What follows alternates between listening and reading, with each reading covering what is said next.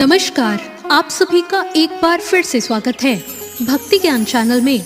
आइए सुनते हैं देव उठनी एकादशी की व्रत कथा। कार्तिक मास के शुक्ल पक्ष पर देव उठनी एकादशी का व्रत रखा जाता है।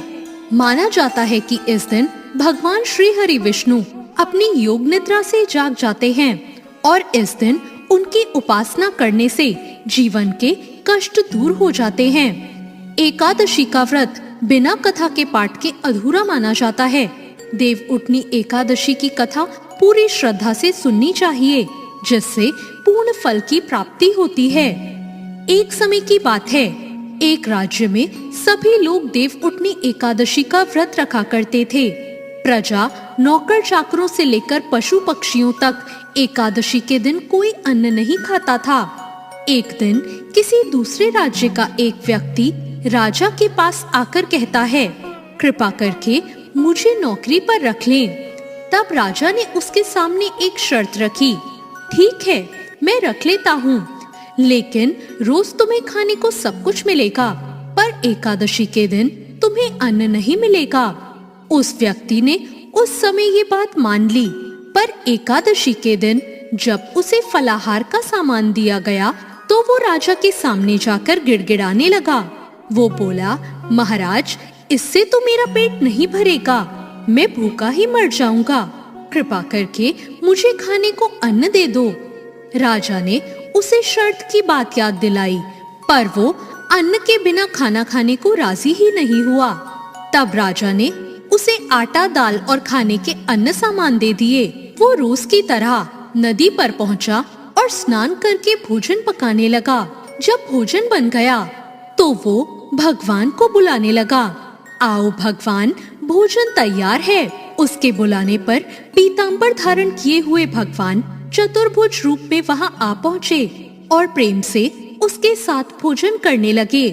भोजन करके भगवान अंतर्ध्यान हो गए और वो भी अपने काम पर चला गया। 15 दिन बाद जब अगली एकादशी आई तो वो राजा से कहने लगा कि महाराज, इस बार मुझे दुगना सामान दीजिएगा। उस दिन तो मैं भूखा ही रह गया। राजा ने इसका कारण पूछा तो उसने बताया कि मेरे साथ भगवान भी खाना खाने आते हैं, इसलिए वो सामान हम दोनों के लिए पूरा नहीं पड़ता। ये बात सुनकर राजा को बड़ा आश्चर्य हुआ।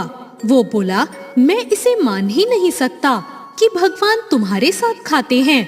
मैं तो इतना व्रत रखता हूँ, पूजा करता हूँ, पर भगवान ने कभी मुझे दर्शन नहीं दिए।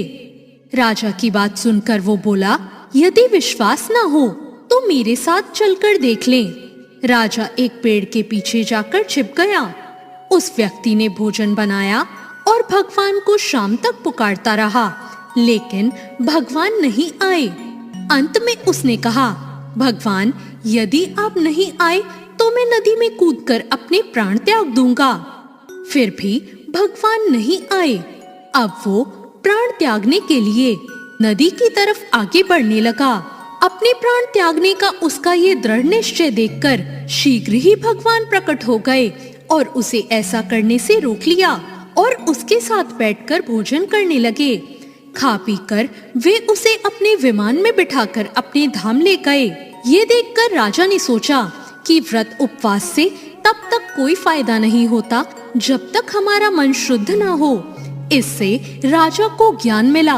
वो भी मन से व्रत और उपवास रखने लगा और अंत में स्वर्ग को प्राप्त हुआ। तो ये थी देव उठनी एकादशी की व्रत कथा। आपको ये कथा कैसी लगी, कमेंट करके जरूर बताएं।